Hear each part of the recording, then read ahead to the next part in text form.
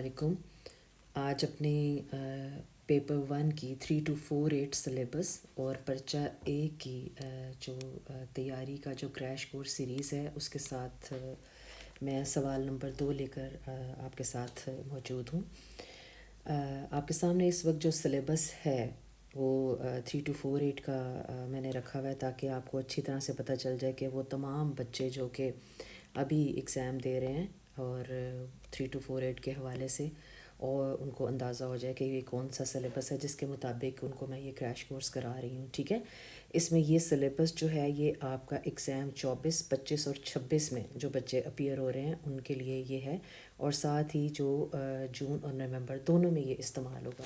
یعنی ابھی جو ڈیٹ شیٹ چونکہ آ گئی ہوئی ہے، اپریل سے پیپر شروع ہو رہے ہیں تو اس میں بھی، اور اکتوبر نومبر میں بھی جو وہ ایگزام دے رہے ہیں اس میں یہی والا سلیبس آپ کا استعمال ہوگا.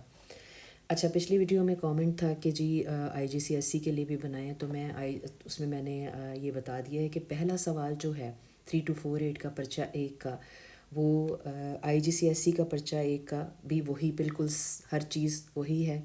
ٹوٹل نمبر بھی 8 نمبر کا وہی سوال ہے، کرنے کا طریقہ، میتھڈ اور جو کویسچن کو اٹیمپٹ کرنے کی ساری ٹیکنیک ہے اور کس طرح سے وہ سوال آئے گا وہ سارا بالکل وہی ہے جو 3 to 4 8 سلیبس کا ہے.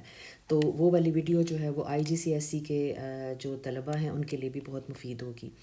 اسی طرح سے یہ والا سوال جو ہے آج ہم جو کرنے جا رہے ہیں پیپر 1 کا سوال نمبر 2 جو ہے اس کا بھی وہی طریقہ کار ہے. آئی جی سی ایس سی میں بھی یہی طریقہ کار سے آپ اس سوال کو حل کریں گے. ٹھیک ہے، تو پھر بھی اگر کوئی کسی کو پرابلم ہوتا ہے، سمجھ نہیں آتی، کوئی مسئلہ آتا ہے تو وہ ضرور پوچھے. تو پیپر 1 جو ہے دوبارہ سے بتا رہی ہوں 50 نمبر کا ہے. اس کا ایک سوال ہم لوگ کر چکے ہیں اور آج ہم اس کا جو سوال نمبر 2 ہے وہ کرنے کے لیے میں آپ کے سامنے موجود ہوں. ٹھیک ہے، تو پرچہ نمبر جو اس کا سوال نمبر جو 2 ہے اس میں میں نے اس بار جو لیا تاکہ بچوں کو یہ بھی تسلی ہو جائے کہ ہمارے جو کیمبرج کے امتحان ہیں اس میں یہ پرچہ بنا ہوا کیسے آئے گا. تو یہ آپ کے سامنے جو ہے یہ مشق نمبر 2 جو ہے وہ اس وقت موجود ہے اور اس کو کس طرح سے کرنا ہے آج ہم اس کے اوپر بات کریں گے. ٹھیک ہے، یہ مئی جون 2025 پچھلے سال میں جو پیپر ہوا تھا یہ وہی میں نے لیا ہے تاکہ آپ کو بالکل آسانی ہو جائے اس کو سمجھنے میں. ٹھیک ہے، آج ہم اس کا سوال نمبر 2 شروع کر رہے ہیں. سوال نمبر 2 جو ہے اس میں اس طرح سے ایک لمبی عبارت ہوتی ہے. نارملی عام طور پر اس میں 500 سے 600 الفاظ ہوتے ہیں شامل، اور اس طرح سے یہ 4 پیراگراف بنے ہوتے ہیں. یہ دیکھیں، ایک کو اے کا نام دیا جاتا ہے، پھر بی کا نام ہوتا ہے، اس کے بعد جو ہے اگلا پیراگراف اس کو سی کہا جاتا ہے، اور پھر ڈی.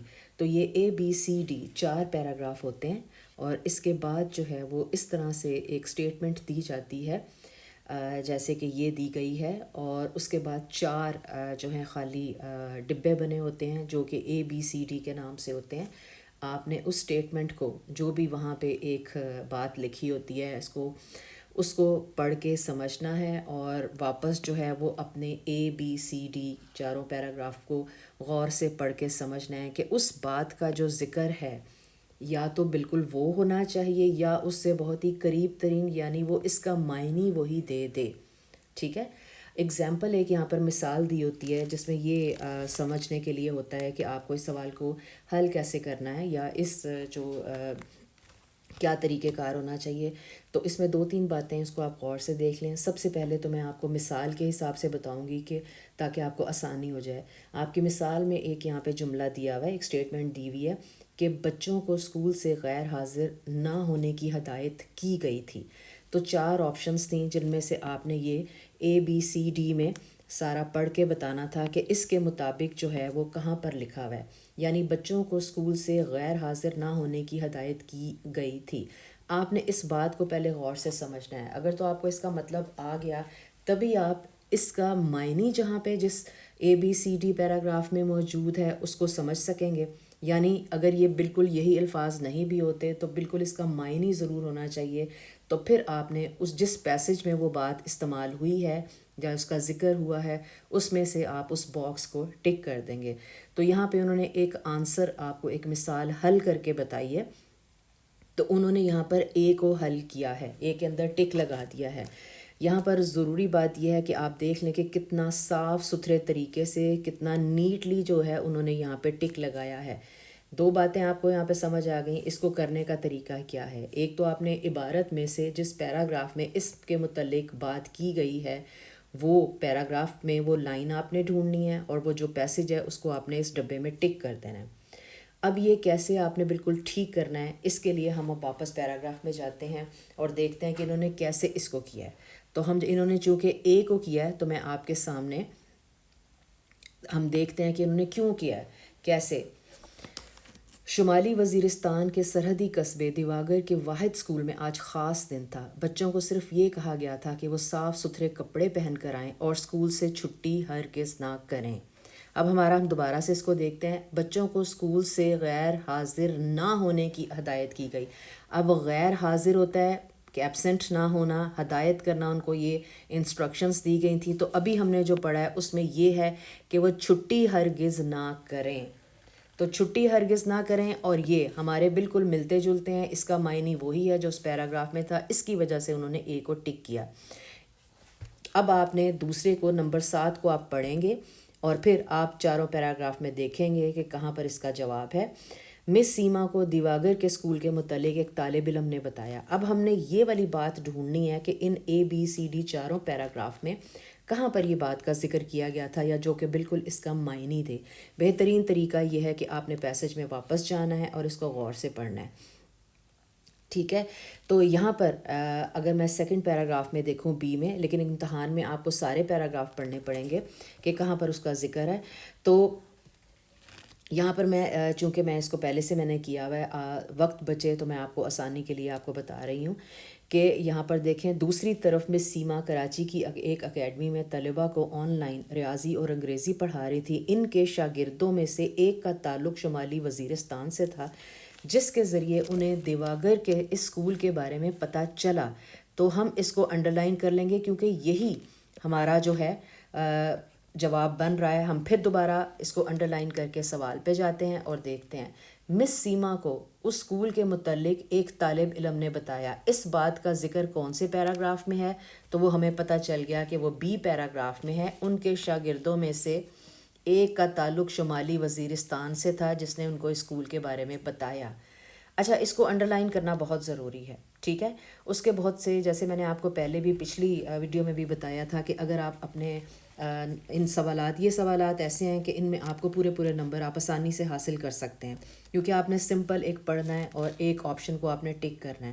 تو اگر آپ کا جواب ٹھیک ہو جاتا ہے تو پھر اس میں آپ کو پورے نمبر پورے اس میں سے مل سکتے ہیں۔ بچوں میں بہت زیادہ کبھی کبھار یہ ہوتا ہے کہ اگر آپ اس کو ساتھ ساتھ ٹک کرتے ہیں، جیسے کہ میں نے فوراً اس کو بی پہ کر دیا، آگے میں جا رہی ہوں تو پھر میں نے کسی اور کو جلدی سے ٹک کر دیا اس طرح، لیکن جب میں نے ری چیک کیا، یا ہو سکتا ہے کہ میں سوال نمبر 9 پہ اگر میں پہنچی ہوں تو مجھے لگا کہ نہیں، یہ تو میں نے اس کا جواب تو اصل میں 8 والے کا جو تھا وہ یہ بنتا تھا۔ تو آپ کو سمجھ آ رہی ہے، یعنی کہ ہم نے اس کو اس طریقے سے کرنا ہے کہ پہلے رف ورک تیار کرنا ہے۔ میں نے آپ کو پچھلی کلاس میں بھی بتایا تھا کہ اس اردو کے پیپر کے لیے آپ کو رف ورک کرنا بہت ضروری ہے۔ پورے نمبر لینے کے لیے بہترین طریقہ یہ ہے کہ ان تمام جو سٹیٹمنٹس ہیں ان کو غور سے پڑھیں اور پہلے ایک یہاں پر پورا ایک انڈر لائن کر کے ایک رف ورک تیار کر لیں۔ اب یہ ہم نے 7 کا دیا تھا، یہاں ہم 7 لکھ لیتے ہیں۔ اگلی سٹیٹمنٹ پہ جائیں گے، اگر وہ ہمیں دوبارہ سے اے میں ہی مل رہا ہے تو ہم اے میں کوئی لائن اس طرح کر کے جہاں پر لگتا ہے کہ وہ جواب ہے، یہاں پر ہم 8 لکھ لیں گے۔ پھر ہم اگلی سٹیٹمنٹ پہ پڑھیں گے، اور اگر وہ ہمیں ڈی میں مل رہا ہے تو ہم نے یہاں پر اس کو انڈرلائن کر لیا اور یہاں پر ہم 9 لکھ لیں گے، ٹھیک ہے۔ اور اگلی اس سے ملے، اگر ہمیں 10 مل رہا ہے تو ہم یہاں پر کر لیں گے۔ تو اس طرح سے ہمیں جب سارا ہم یہاں پہ رف ورک کر لیں گے تو اس کے بعد ہم نے ایک بار دوبارہ ڈبل چیک کر کے تو پھر ہم نے اس کو بہت ہی نیٹلی جو ہے وہ اس کو ٹک کرنا ہے، جو کہ ہمیں کیمبرج والوں نے جو طریقہ بتایا ہوا ہے اس کے مطابق ہم اس کو بہت ہی صاف ستھرے طریقے سے، ڈبے سے باہر نہ آئے، ہم وہاں کریں گے۔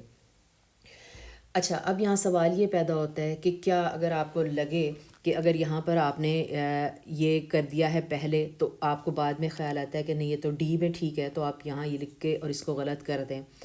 مارکنگ سکیم کے مطابق تو یہ طریقہ ٹھیک ہے کہ آپ کر سکتے ہیں، لیکن ایک اردو ٹیچر کے حوالے سے، ایز اے اردو ٹیچر، ایک اردو استاد، زبان کے استاد کی اور ایک ویسے جو ہے میں آپ کو یہ کہہ رہی ہوں کہ آپ یہ طریقہ نہ کریں. اگر تو آپ رف ورک کرتے ہیں اس طرح سے تو پھر تو غلطی نہیں ہوگی. آپ بڑی آسانی سے پورا جو ہے وہ اپنا کام کر لیں گے غلطی کے بغیر. آپ نے کوئی بھی ایسا کام نہیں کرنا کہ جس سے آپ کو رسک والا جو ہے وہ سامنا کرنا پڑے کہ شاید، کیونکہ کیمبرج نے جو مارکنگ اسکیم بنائی ہے اس میں کوئی شک نہیں کہ تھوڑی سی آسانیاں اور چھوٹ دی ہوئی ہے، لیکن اس کے باوجود اس مارکنگ اسکیم پہ عمل جو ہے وہ بہت سے ہو سکتا ہے کچھ اساتذہ نہ کریں. ٹھیک ہے، کیونکہ آپ کا پیپر جو ہے کیمبرج کا وہ ہمیں نہیں معلوم کہ کس نے چیک کرنا ہے، اور ایک زبان کے استاد کی حیثیت سے وہ کس طریقے سے اس کو دیکھتے ہیں. اب ایک اور چیز بھی ہے کہ جیسے کیمبرج والے اپنے جو آنسرس جو ان کے پچھلے سال کے جو پیپر تھے ان کی آنسر اسکرپٹس ہمیں بھیجی ہوئی ہیں، تو اس میں جہاں تک غور کرنے کے بعد یہ پتہ چلا ہے کہ ان کے اندر بھی جو ہر ایک استاد کا جو چیکنگ کا طریقہ کار ہے اس میں تھوڑا تھوڑا فرق پایا گیا ہے. تو آپ نے بالکل سیف پلے کرنا ہے، آپ نے کوئی رسک والا کام نہیں کرنا. ہم ایسا کوئی کام نہ کریں کہ جس سے ہمیں ذرا سا بھی اندازہ ہو جائے کہ یہ غلط نہ ہو جائے کہیں یا اس سے کوئی اور یہ ایک ایسی بات ہے کہ اس میں آپ کو کوئی مشکل نہیں ہونی چاہیے. ضروری ہے کہ ہم نے ایک بار لکھنا ہے اور پھر اس کو کاٹنا ہے اور پھر دوبارہ کرنا ہے. ہم ایسا کیوں نہ طریقہ اختیار کریں جس میں بالکل غلطی کی کوئی گنجائش نہ ہو، کوئی رسک والا فیکٹر ہو ہی نہیں. تو اس کا بہترین طریقہ وہی ہے جو میں نے آپ کو بتایا ہے کہ آپ ایک بار جو ہے وہ سارا رف ورک تیار کر لیں، پھر ایک بار ڈبل چیک کریں اور پھر فائنل کر کے بہت آرام سے بعد میں جب آپ کو 100% کنفرم ہو جائے تو پھر آپ یہاں پہ ٹک کریں. اور آپ کے ڈبے کے اندر ہی ٹک ہونا چاہیے، باہر بھی نہیں ہونا چاہیے. ایگزامپل کرنے کا مطلب یہ آپ کے سامنے جو انہوں نے دی ہوئی ہے وہ اسی لیے اس مثال کے ذریعے آپ کو بتایا گیا ہے کہ آپ کا کیا طریقہ ہونا چاہیے. یہ والا طریقہ جو میں نے آپ کو بتایا ہے کہ جس میں آپ پیراگراف کے اندر جو ہے وہ آپ انڈر لائن کریں گے، اس طرح سے غلطی بھی نہیں ہوگی. آپ کی ایک آرڈر میں ترتیب کے ساتھ آپ جب نمبرنگ بھی کر دیں گے تو وہ آپ کے سامنے آ جائے گا. آپ کو بھی آسانی ہو جائے گی چیک کرنے پہ، اور ایگزامینر کو بھی جو آپ کا پرچہ چیک کرنے والا ہے اس کو بھی یہ پتہ ہوگا کہ آپ نے کام کو بہت سمجھ کے ذمہ داری سے کیا ہے. تو اگر آپ A* لینا چاہتے ہیں تو آپ کو یہ طریقے پہ عمل کرنا ہوگا، تبھی آپ کا جو ہے وہ کام ایک اچھا اور مکمل آپ کو اچھے نتائج ملیں گے. ٹھیک ہے، اس کے علاوہ دوبارہ سے میں اس سوال کا ختم کرنے سے پہلے ایک بار دوبارہ سے پھر اس کو دہرا دوں تاکہ آپ لوگوں کو آسانی سے سمجھ آ جائے. آپ کا سوال نمبر 2 جو ہے اس میں 4 پیراگراف ہوں گے، ABCD کے نام سے 4 پیراگراف. ٹھیک ہے، اور ساتھ ہی آپ کو اس طرح سے کچھ جو ہیں اسٹیٹمنٹس دی جائیں گی، اور یہ آپ کا سوال جو ہے یہ آپ کا 9 نمبر کا سوال ہوگا. تو 9 آپ کے پاس اسٹیٹمنٹس ہوں گی جن میں ساتھ 4 آپشنس دی جائیں گی. آپ کے پاس چوائسیز ہوں گی کہ آپ ان میں سے کسی ایک کو ٹک کریں. آپ کے سامنے مثال دی ہوئی ہے جس میں پورا طریقہ بتایا ہوا ہے کہ آپ نے اپنے ڈبے کے اندر ٹک کس طرح سے کرنا ہے. اچھے اور پورے نمبر حاصل کرنے کے لیے جو طریقہ ہے کہ آپ کو اسٹیٹمنٹ سے ملتی جلتی بات یا اس کی کا میننگ جو ہے وہ آپ کو جس بھی پیراگراف میں نظر آئے اس کو انڈر لائن کر لیں. اگر A میں نظر آتا ہے تو جس لائن میں بھی وہ ہے وہ اس کو انڈر لائن کر کے سائڈ پہ اس کا نمبر دے دیں کہ یہ 7 نمبر ہے، 8 ہے، 9 ہے یا 10 ہے. اسی طرح سے آپ اپنے پورے کے پورے 9 جو ہیں اسٹیٹمنٹس کو آپ انڈر لائن کر لیں. پھر ایک بار چیک کریں تاکہ کنفرم ہو جائے کہ آپ نے صحیح جو ہے انڈر لائن کیا ہے جواب کو، اور اس کے بعد آپ آرام سے جو ہے ایک ایک باکس کے اندر وہ ٹک کرتے جائیں. کوشش کرنی ہے کہ آپ کو کاٹنے کی ضرورت نہ پڑے تاکہ بہت ہی صاف ستھرا ایک اچھا کام آپ کے سامنے ہو. مثال میں آپ کے سامنے دیا ہوا ہے کہ کس طرح سے انہوں نے یہ اس کو ٹک کیا ہے. تو بہت ہی آسان سوال ہے. ایک اور طریقہ ہے کہ اگر ایک اور اہم بات یہ ہے کہ آپ کو یہ جو اسٹیٹمنٹ ہے اس کا مطلب آنا چاہیے. اگر تو آپ کو اس کا مطلب آتا ہے تبھی آپ اس کو ان پیراگراف میں ڈھونڈ سکتے ہیں کہ یہ A میں ہے B میں. فرض کریں کہ اگر کسی ایسی اسٹیٹمنٹ میں کوئی لفظ جیسے یہ بے یقینی کی کیفیت کا شکار ہے، اگر آپ کو یہ سمجھ میں نہیں آتا تو آپ کو عبارت کے اندر جب آپ ڈھونڈیں تو پھر اس کو سمجھنے کی کوشش کریں، یا انہی الفاظ کو آپ الگ الگ کرنے کی. جیسے اگر بے یقینی کا مطلب نہیں آتا تو یقینی کو پڑھنے کی کوشش کریں. اگر یقینی کو سمجھ پھر بھی نہیں آ رہا تو سوچیں کہ یقینی کس سے ملتا جلتا ہے، یعنی یقین سے ہے. اور اگر بے یقینی ہوتا ہے تو اس طرح سے آپ نے مختلف طریقوں سے الفاظ کو توڑ کے سمجھ کے جیسے کوشش کرنی ہے کہ عبارت میں کس اس میں پیرائے میں استعمال ہوا ہے. تو آپ اس کو سمجھنے کی کوشش کریں. ٹھیک ہے. امید ہے کہ آپ کو سوال نمبر 2 اچھی طرح سے سمجھ میں آ گیا ہوگا. اگر کوئی مسئلہ ہوتا ہے تو آپ ضرور کامنٹ میں بتائیں تاکہ میں اس کا آپ کو جواب دوں اور آپ کے لیے آسانی ہو جائے. اور سب سے اہم بات IGCSE کے لیے بھی اور 3 to 4 8 کے لیے یہ سوال بھی بالکل اسی طرح سے ہے. چلیں، بہت شکریہ. اللہ حافظ.